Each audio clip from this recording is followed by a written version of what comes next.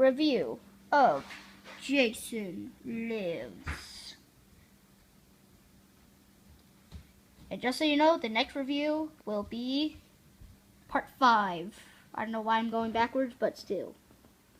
Enjoy the video. Go. Hey guys, so today I'm doing a first reveal. I know, swell in the ugliness. And it's also my first detective reviews. Yay. And today I'm reviewing Friday the 13th Part 6, Jason Lives. Before the review, I'm always going to give my opinion on it. If it's a good movie, bad movie, great movie. So this movie is great. I love the humor.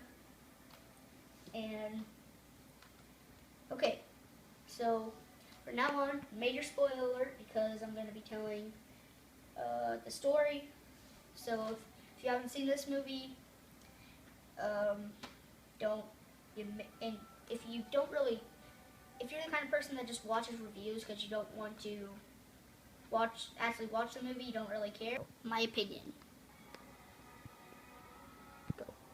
Okay, so now I'm gonna review the movie. I'm not gonna tell the whole story, just gonna summarize it.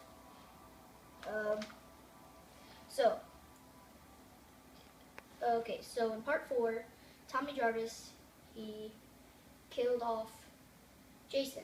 In part 5,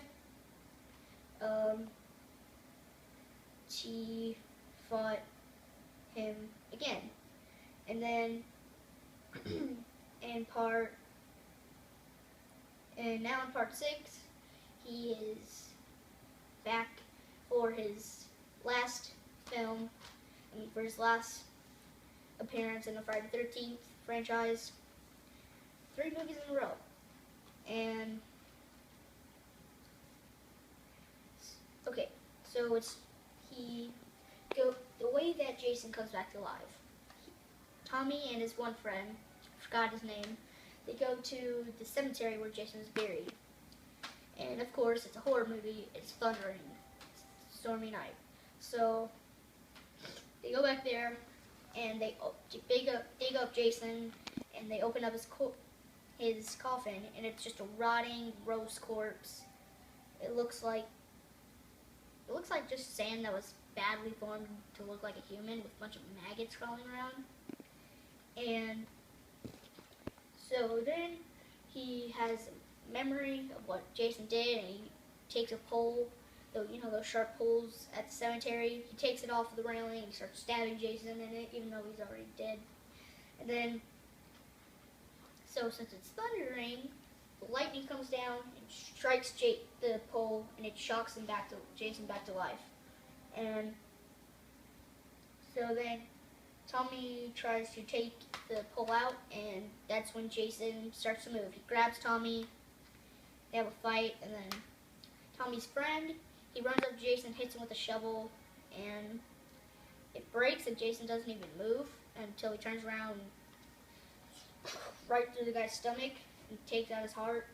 Then the guy falls into Jason's coffin. So that was a pretty cool way to bring Jason back to life. So Tommy goes to the sheriff's office. He warns them about Jason. They don't believe him. They think he's crazy. So then they lock him up for the night.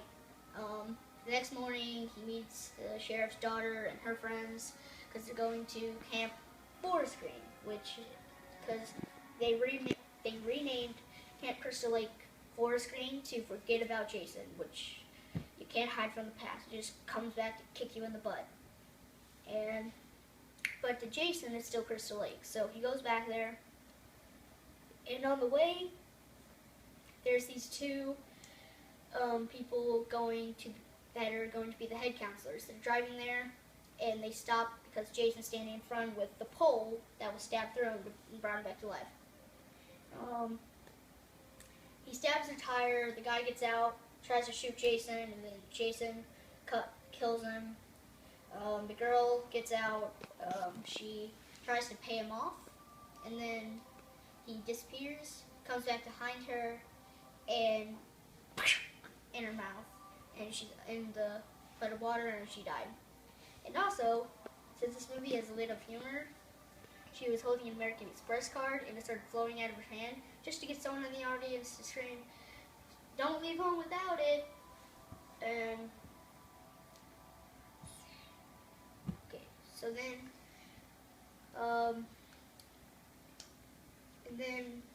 Jason, he eventually makes his way to the camp, and Tommy, he gets kicked out of Forest Green, but he ends up coming back because he's Tommy.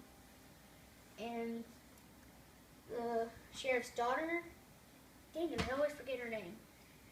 And she comes back and drives him to get supplies, which, just for you to know, it's chains, a rock, and padlocks.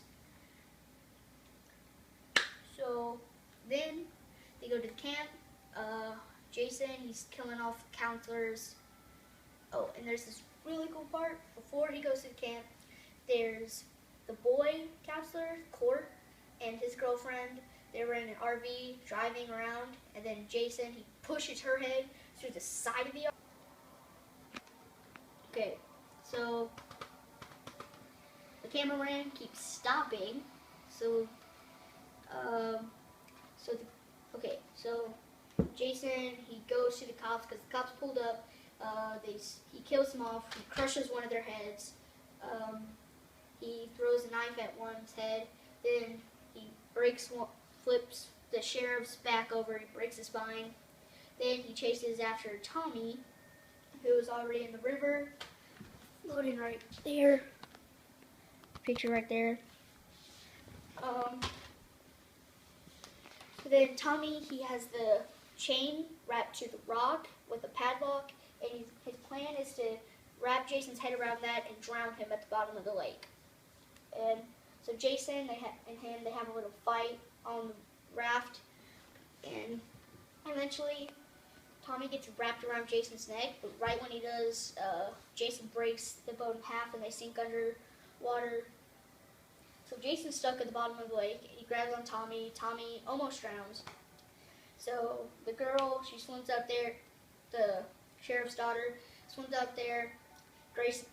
Jason grabs her, and she turns on the motor to the boat, and the, dang it, I forgot what it's called, spinny thingy turns on, and then she nears it in his neck, and it kills him, and, well, kills him a second time, and then she brings Tommy to shore, she saves him, and then he's like, it's over, and then that's the last time you see Tommy Jarvis in the series. So Friday the 13th Part 6, it's a great movie. If you're a horror fan, you really need to watch it. It's a mix between horror comedy, kind of like in between horror and comedy.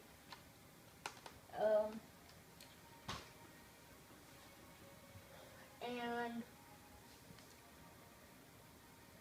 so it's not my favorite in the series, but it's definitely in my top 4 for my favorites in the in the Friday the 13th franchise.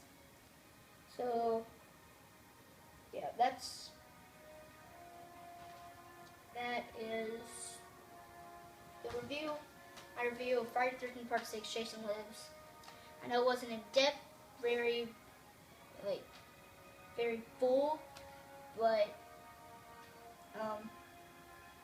cameraman just told me to